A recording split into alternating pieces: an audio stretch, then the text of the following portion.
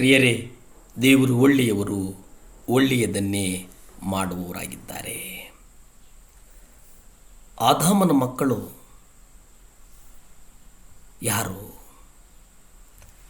ಆದಾಮನ ಮಕ್ಕಳು ನಾವೆಲ್ಲರೂ ಗರ್ವಿಗಳು, ಕಠಿಣ ಹೃದಯಗಳು ಆಗಿದ್ದೇವೆ. ಈ ಭೂಲೋಕದ ಜೀವಿತವನ್ನು ನೋಡುವುದಾದರೆ ಸುವಾರ್ತೆ ಪ್ರಸಾರವನ್ನು, ಬೋಧನೆಯನ್ನು, ಸತ್ಯವೇದದ ಉಪದೇಶಗಳನ್ನು ಸಮಾಜ ಸೇವೆಯ ಮೂಲಕ ತೋರಿಸುವುದಕ್ಕೆ ಸಾಧ್ಯ ಇಲ್ಲ. ಇದೆಲ್ಲದಕ್ಕಿಂತ ಮಿಗಿಲಾಗಿ ಒಂದು ಸೌಮ್ಯತೆ, ಎರಡು ದೀನತೆ, ಇವು ನಮ್ಮ ಮನೋಭಾವದ ಮೂಲಕ ತೋರಿಸಲ್ಪಡಬೇಕು. ಸೌಮ್ಯ ಮನೋಭಾವ ಮತ್ತು ದೀನತೆಯನ್ನು ದೇವರು ನೋಡುವವರಾಗಿದ್ದಾರೆ. ಎಫೆಸ 4ನೇ ಅಧ್ಯಾಯ 2ರಲ್ಲಿ ನಾವು ನೋಡುವುದಾದರೆ, ನೀವು ಪೂರ್ಣ ವಿನಯ, ಸಾತ್ವಿಕತೆಗಳಿಂದಲೂ ದೀರ್ಘಶಾಂತಿಗೆಯಿಂದಲೂ ಕೂಡಿದವರಾಗಿ ಪ್ರೀತಿಯಿಂದ ಒಬ್ಬರನ್ನೊಬ್ಬರು ಸಹಿಸಿಕೊಳ್ಳ್ರೆ. ಪರಿಪೂರ್ಣ ಯಾರೂ ಅಲ್ಲ, ನಾವ್ಯಾರೂ ಪರಿಪೂರ್ಣರಲ್ಲ. ಕ್ರೈಸ್ತ ಸಭೆಯಲ್ಲಿ ಪರಿಪೂರ್ಣರು ಯಾರೂ ಇಲ್ಲ. ಪ್ರತಿಯೊಬ್ಬರು ತಪ್ಪು ಮಾಡ್ತಾರೆ. ಪ್ರತಿಯೊಬ್ಬರು ಸಭೆಯಲ್ಲಿ ಒಬ್ಬರ ಇನ್ನೊಬ್ಬರ ತಪ್ಪುಗಳನ್ನು ಸಹಿಸಿಕೊಳ್ಳಬೇಕಾಗ್ತದೆ ಅನ್ನುವಂಥದ್ದನ್ನು ನಾವು ಇಲ್ಲಿ ಕಲಿತೇವೆ. ಒಬ್ಬರ ತಪ್ಪನ್ನು ಒಬ್ಬರು ಸಹಿಸಿಕೊಳ್ಳುವುದರ ಜೊತೆಗೆ ವಿಶೇಷ ಏನಪ್ಪ ಅಂದರೆ, ನಾವು ಒಬ್ಬರನ್ನೊಬ್ಬರು ಪ್ರೀತಿಸುವುದರಿಂದ ಒಬ್ಬರ ಇನ್ನೊಬ್ಬರ ತಪ್ಪುಗಳನ್ನು ನಿಭಾಯಿಸ್ತೇವೆ. ನೀನು ತಪ್ಪು ಮಾಡಿದರೆ ನಾನು ಅದನ್ನು ಮುಚ್ಚುತ್ತೇನೆ, ನೀನು ಯಾವುದೋ ಕೆಲಸವನ್ನು ಪೂರ್ತಿಗೊಳಿಸ್ತಿದ್ದರೆ ನಾನು ಅದನ್ನು ಪೂರ್ತಿಗೊಳಿಸ್ತೇನೆ ಅನ್ನುವಂತಹ ಒಂದು ಮನೋಭಾವ ನಮ್ಮೊಳಗಡೆ ಬರಬೇಕಾಗ್ತದೆ. ಯೆಹೋವನು ಮನೆ ಕಟ್ಟದಿದ್ದರೆ ಅದನ್ನು ಕಟ್ಟುವವನು ಕಷ್ಟಪಡುವವನು ವ್ಯರ್ಥ ಎಂಬುದಾಗಿ ಕೀರ್ತನೆಗಳು 127ರಲ್ಲಿ ನಾವು ನೋಡ್ತೇವೆ.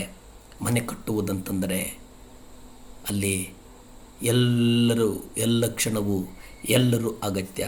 ಅಲ್ಲಿ ಪರ್ಫೆಕ್ಷನ್ ಬರೋದು ಬಹಳ ಕಷ್ಟ. ಆದರೆ ಒಬ್ಬ ತಪ್ಪು ಮಾಡ್ತಾನೆ, ಒಬ್ಬ ಸರಿ ಮಾಡ್ತಾನೆ, ಇನ್ನೊಬ್ಬ ಇನ್ನೇನೋ ಮಾಡಿ ಅದನ್ನು ಒಂದು ನೀಟಾಗಿ ಪರ್ಫೆಕ್ಷನ್ಗೆ ತರ್ತಾರೆ. ಯೆಹೋವನು ಪಟ್ಟಣವನ್ನು ಕಾಯದಿದ್ದರೆ ಕಾವಲುಗಾರರು ಅದನ್ನು ಕಾಯುವುದು ವ್ಯರ್ಥ. ನಮ್ಮ ಪಟ್ಟಣವನ್ನು ಕಾಯುವಾತನಾಗಿದ್ದಾನೆ ಯೆಹೋವನು ದಾವೀದನ ಹಿತಕ್ಕೋಸ್ಕರ ಅವನ ಶ್ರಮಗಳನ್ನು ನೆನಪು ಮಾಡಿಕೊಂಡ.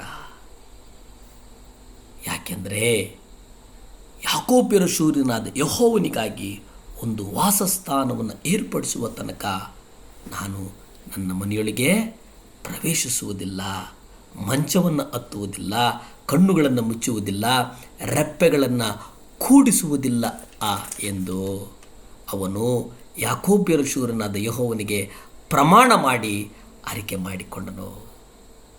ಮಾಡಿಕೊಂಡ. ಇಗೋ, ಅದು ಎಫ್ರಾತದಲ್ಲಿರುತ್ತದೆಂದು ಕೇಳಿದ್ದೆವು. ಇಲ್ಲಿ ಅವನು ಒಂದು ವಿಶೇಷವಾಗಿ ಅರಿಕೆ ಮಾಡ್ಕೊಳ್ತಾನೆ. ಆ ಅರಿಕೆ ಎಂಥದ್ದಪ್ಪ ಅಂತಂದರೆ, ಕಣ್ಣುಗಳನ್ನು ಮುಚ್ಚಲ್ಲ, ಮಂಚ ಹತ್ತೋದಿಲ್ಲ, ರೆಪ್ಪೆಗಳನ್ನು ಕೂಡಿಸುವುದಿಲ್ಲ. ಅಂತಹ ಒಂದು ಅರಿಕೆ ನಮ್ಮಲ್ಲಿ ಬರಬೇಕು. ಕ್ರೈಸ್ತನ ಜೀವಿತದಲ್ಲಿ ಜೀವಿಸುವುದಕ್ಕೆ ನಮ್ಮಲ್ಲಿ ಯಾವ ಅರಿಕೆ ಬರಬೇಕಂತಂದರೆ, ಪ್ರೀತಿಯಿಂದ ಒಬ್ಬರನ್ನೊಬ್ಬರು ಸಹಿಸಿಕೊಳ್ತೇವೆ ಅನ್ನುವಂತಹ ಒಂದು ಅರಿಕೆ ಬರಬೇಕು ಅನ್ನುವುದಾಗಿ ಈ ವಾಕ್ಯದಲ್ಲಿ ನಾವು ನೋಡ್ತೇವೆ. ಆ ವಾಕ್ಯ ನಮ್ಮನ್ನು ಉನ್ನತಕ್ಕೆ ನಡೆಸ್ತದೆ. ಪ್ರಾರ್ಥಿಸಿಕೊಳ್ಳೋಣ. ಭೂಮಿ ಆಕಾಶಗಳನ್ನು ಉಂಟು ಮಾಡಿದಂಥ ಸರ್ವಶಕ್ತನಾದಂಥ ದೇವರ ಸ್ತೋತ್ರಪ್ಪ.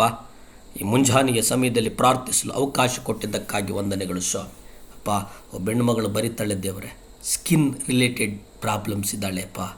ನಿಮ್ಮ ರಕ್ತ ಸುರಿಸಲಿ ಸ್ವಾಮಿ, ನಿಮ್ಮ ರಕ್ತ ಸುರಿಸಿಲಪ್ಪ. ಆ ಸ್ಕಿನ್ ರಿಲೇಟೆಡ್ ಸಮಸ್ಯೆ ಯೇಸು ಕ್ರಿಸ್ತನ ಅಧಿಕಾರದ ನಾಮದಲ್ಲಿ ಬಿಟ್ಟು ಹೋಗಲಿ ಸ್ವಾಮಿ. ಯೇಸುವೆ, ಬಿಟ್ಟು ಹೋಗ್ತದೆ ಸ್ವಾಮಿ. ನೀವು ಅದ್ಭುತ ಮಾಡ್ತೀರಿ. ಮತ್ತೆ ಆ ಮಗಳು ಸಾಕ್ಷಿ ಬರೆಯುವಾಗೆ ನೀವು ಆಶೀರ್ವದಿಸಿದ್ದಕ್ಕಾಗಿ ಸ್ತೋತ್ರ. ಯೇಸುವಿನ ನಾಮದಲ್ಲಿ ಬೇಡ್ತೇನೆ ತಂದೆ, ಆಮೇಲೆ.